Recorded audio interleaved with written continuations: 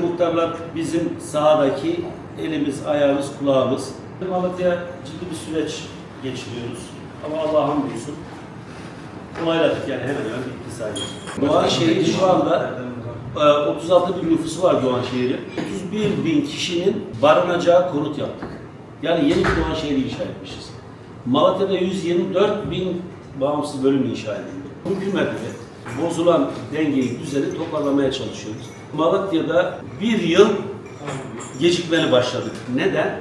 Tabii ilk geldiğimizde bir takım kaotik ortamlar vardı. Murat Kurum Bakan geldikten sonra bizlerin de işbirliği, valimizin de iş tutuşuyla emin olun biz 3 ay gibi bir kısa süre içerisinde bu organizasyonu yaptık ve 8-9 ay gibi bir zaman içerisinde de konutlarımız, iş yerlerimiz bitti. Malatya'da artık molozun esamesinden bahsedilmiyor sahada. İş yerlerimiz, konutlarımız, insanlar da taşınınca konteynerleri kaldırdığımız zaman Malatya'da depreme ait hiçbir esame görünmeyecek. Bir valide çok ciddi çalışmalarımız var.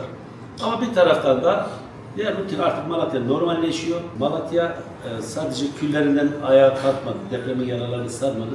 Emin olun biz geleceğin Malatya'sını inşa ettik. Bunu birkaç ay sonra en iyi şekilde göreceksiniz. Yol akslarıyla genişlettiğimiz yatay, dikey caddeleri genişlettik, yeni yollar açtık. Malatya trafik ulaşımla ilgili sıkıntılar kalmayacak. Niye?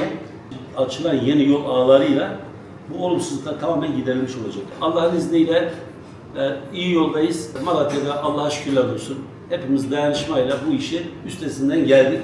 Bu işi bitirdik. Allah sizden razı olsun. Rabbim yardımcınız olsun. Başarılar.